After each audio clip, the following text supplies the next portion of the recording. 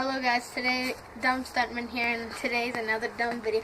Today we got some bacon mints that are absolutely disgusting. I tried them for the video. I had to put half or full. All. I don't know if you can understand. And I got a glass of water. Too big. Focus, you dumb thing.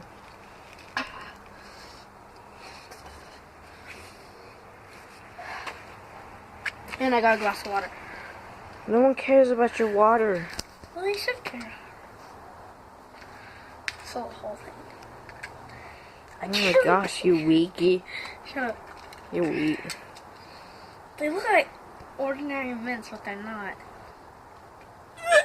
Smells like freaking diarrhea. Just put them all in your mouth. Do I have to do this? Yes, just go.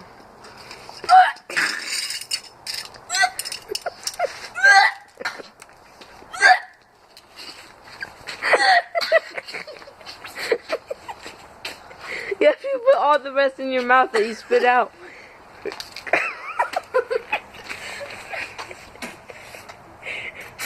Put the rest in your mouth.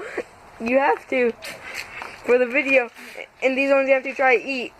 Like, completely. And so, come on. Do it. Just do it. Just do it.